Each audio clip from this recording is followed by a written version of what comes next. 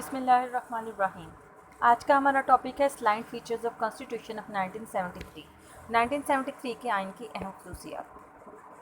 मशरक़ी पाकिस्तान के अलहदगी के बाद फ़ौजी हुकूमत ने इक़्तिदार 20 दिसंबर 1971 को पाकिस्तान पीपल्स पार्टी का सरबराह जुल्फ़िकार अली भुट्टो के सुपुर्द कर दिया, जिन्होंने सदर और चीफ मार्शल एडमिनिस्ट्रेटर की हैसियत से इक़्तिदार संभाला। आइन साजी के लिए कौमी असम्बली ने 17 अप्रैल 1972 को तमाम पार्लिमानी जमातों के नुमाइंदों पर मुश्तमिल 25 रुकनी दस्तूर साज कमेटी तश्कील दी। इसके बाद कसूरी साहब जो थे, उन्होंने भुट्टो साहब से इख्तिलाफ़ात की बिना पर इसमें इस्तीफ़ा दे दिया, तो अब्दुल हफीज़ पीरज़ादा कमेटी के सरबराह और वज़ीर कानून बने। दस्तूर साज कमेटी ने 20 दिसंबर 1972 को अपना काम मुकम्मल कर लिया। उसके बाद ये मसवदा 2 फरवरी 1973 को कौमी असम्बली में बहस मंजूरी के लिए पेश किया गया।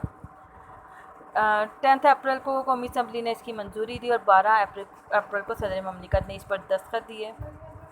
सेनेट की तश्कील के बाद 14 अगस्त 1973 को ये आइन नाफिज हुआ। ठीक है, 1973 का आइन 14 अगस्त 1973 को नाफिज हुआ। अब इसके कुछ स्लाइड फीचर्स, तकरीबन इसमें वही प्रेमिएबल इफ्तिताहिया यही था। इस आइन का इफ्तिताहिया भी पहले दोनों दसातीर की तरह सेम वही बातें करारदाद मकासिद को आइन के इफ्तिताहिया में शामिल किया गया, जिसे मार्च 1985 में एक सदारती हुक्म के ज़रिए आइन का बाकायदा हिस्सा बना दिया गया। इसकी रूज़ हाकमियत अल्लाह ताला को हासिल है, इसलिए जिन इख्तियारात का इस्तेमाल पाकिस्तानी अवाम को करना है वो अल्लाह ताला की तरफ से मुक़द्दस अमानत हैं। इसके अलावा मुल्क में इस्लामी असूलों, वफ़ाक़ी निज़ाम, आज़ाद अदलिया, बुनियादी हुकूक़ और अक़लियतों की हिफाजत तहफ़्फ़ुज़ की ज़मानत दी गई।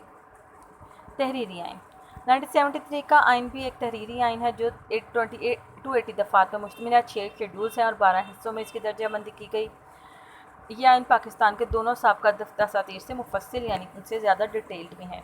नीम इस्तवार आइन, ये आइन नीम इस्तवार है, यानी ना तो इतना इस्तवार यानी इतना सख्त भी नहीं है कि अमेरिकी आइन की तरह इसमें तब्दीली इंतहाई मुश्किल हो, ना बरतानिया की तरह इतना लचकदार कि पार्लियामेंट आम कानून की तरह आइन में तब्दीली कर सके। तो आइनी तरमीम का बिल पार्लियामेंट के किसी भी ऐवान में पेश किया जा सकता है। अगर ऐवान में 2/3% अक्सरियत इसे तरमीम की मंजूरी देती है तो सदर की रस्मी मंजूरी से आइन में तरमीम हो जाएगी। तहम सूबों की हदूद के मतलब किसी तरमीम के लिए सूबाई असम्बली की 2/3 अक्सरियत से मंजूरी भी लाजमी होगी। वफाकी निज़ाम 1973 के आइन करूज से पाकिस्तान को एक वफाकी ममलिकत करार दिया गया। फेडरल सिस्टम बनाया गया। वफाक में 4 सूबे थे, वफाकी दारुल हुकूमत और वफाक के ज़ेर इंतज़ाम कबायली इलाका जात। आइन के तहत वफाकी और सूबाई हुकूमतों के माबैन तकसीम इख्तियारात यूँ की गई कि एक वफाकी फहरिस्त है जिसमें पार्लियामेंट कानून साजी की मिजाज है। उसके बाद बाकी इख्तियारात सूबों को दे दिए गए। 18वीं तरमीम से कबल मुतसला अमूर की एक फहरिस्त भी आइन में शामिल थी, जिस पर वफाकी और सूबाई दोनों हुकूमतें कानून साजी की मजाज थी, लेकिन दोनों के कवानीन में तसादुम की सूरत में वफाकी कानून को बालादस्ती हासिल थी। कि इसको जितना मैंने अंडरलाइन किया हुआ है बस आपने यही 2 लाइनें ही करनी है। पार्लिमानी निज़ाम 1973 के आइन के तहत मुल्क में पार्लिमानी निज़ाम राइज किया गया। पार्लिमानी निज़ाम वही निज़ाम होता है जिसमें वज़ीर आज़म को ज़्यादा इख्तियारात हासिल होते हैं। इब्तदाई आइन की तरह सदर बराए नाम इख्तियारात का हामिल था, जबकि हकीकी इख्तियारात वज़ीर आज़म और उसकी काबीना को हासिल थे। लेकिन 5 जुलाई, ये उसके बाद की डिटेल है, ये आपने याद नहीं करनी, जस्ट आपको रीड आउट करवाऊँगी। 5 जुलाई 1977 को मुल्क में मार्शल लॉ नाफिज करके आइन मुअत्तल किया गया। 1985 में आइन की बहाली के बाद 8वीं तरमीम की रूह से सदर को कौमी असम्बली तोड़ने समेत कई अहम इख्तियारात हासिल हो गए, लेकिन सदर ने अपने इख्तियारात का बिला जवाज़ यानी बगैर वजह के इस्तेमाल किया। तो 13वीं आइनी तरमीम के तहत सदर के इख्तियार को दोबारा से कम कर दिया गया, वज़ीर आज़म को दोबारा बाख्तियार बना दिया गया। पार्लिमानी निज़ाम के मुताबिक वज़ीर आज़म और उसकी काबीना कौमी असम्बली के सामने जवाबदेह हैं और इस वक्त तक अपने ओहदों पर फाइज रखते हैं जब तक उन्हें कौमी असम्बली का एतमाद हासिल है। 2 ऐवानी मुफ्तना बाई कैमरल लेजिस्लेचर 1973 के आइन की अहम खसूसियत की मुल्क में पहली बार 2 ऐवानी मुफ्तना का निज़ाम तैयार किया गया। ऐवान ज़ेरी को कौमी असम्बली काम दिया गया। इसमें चारों सूबों को आबादी के तनासब से नुमाइंदगी देगी। कौमी असम्बली के अरकान की तादाद 342 थी। इसमें 10 नशिस्तें अक़लियतों के लिए और 60 नशिस्तें ख़वातीन के लिए मखसूस हैं। कौमी असम्बली की मियाद यानी मुद्दत जो है 5 साल है, ताहम वज़ीर आज़म के मशवरे पर सदर उसे कबल वक्त भी बर्खास्त कर सकता है। ऐवान बाला को सेनेट का नाम दिया गया। इसमें वफाकी इकाइयों को मुसावी नुमाइंदगी की गई। सेनेट एक मुस्तकिल ऐवान है, यानी इसमें कुल 104% होते हैं। हर सूबे को 23 वफाकी दारुल हुकूमत को 4 जबकि कबाली इलाका जात को 8 नशिस्तें हासिल हैं। آزاد عدلیہ یعنی ہمارا جو قانون ہے، عدالتیں ہیں، ان کو ان کی آزادی کی ضمانت دی گئی سائن میں، ججوں کو ان کی ملازمتوں کا تحفظ دیا گیا، اعلیٰ عدلیہ کے ججوں کا تقرر عدالتی کمشنر پارلیمانی کمیٹی کی سفارش پر صدر کریں گے، انہیں صرف اعلیٰ عدالتی کونسل کی رپورٹ پر ہی برطرف کیا جا سکتا ہے۔ سپریم کورٹ ملک کی اعلیٰ ترین عدالت ہے، صوبوں میں ہائی کورٹس قائم کی گئیں۔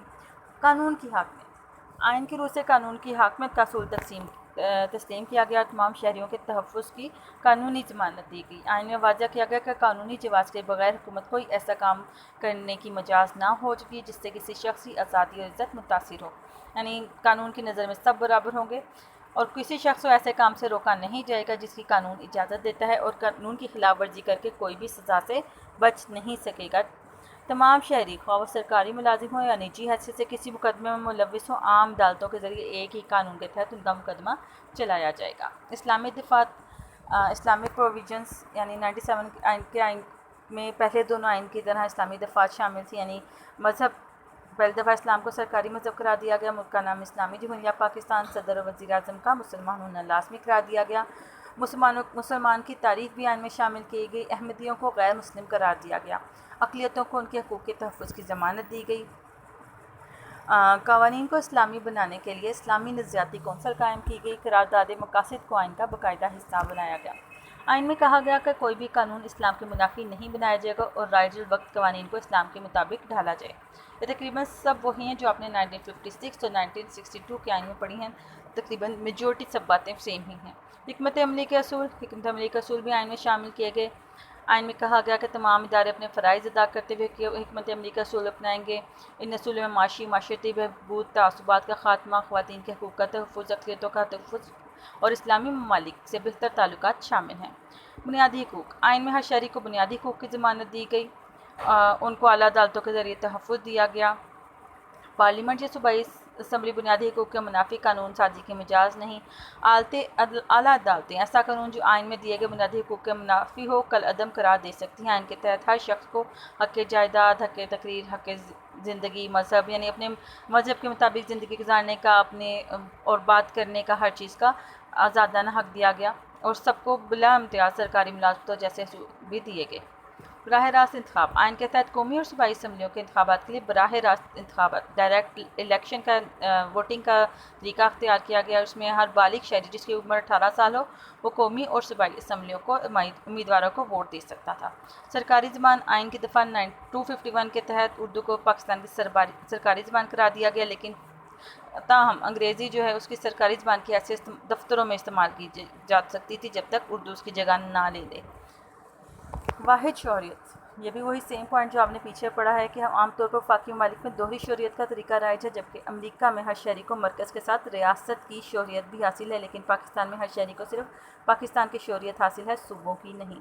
استحصال کا خاتمہ، آئین میں وضاحت کی گئی کہ ملک میں ہر قسم کے استحصال کا خاتمہ کیا جائے گا، مزدوروں اور کسانوں کے حقوق کا تحفظ کیا جائے گا، ناجائز ذرائع سے حاصل کردہ دولت کو ضبط کیا جا سکے گا، حکومت کو اختیار ہوگا کہ وہ نجی ملکیت کی حدود مقرر کرے۔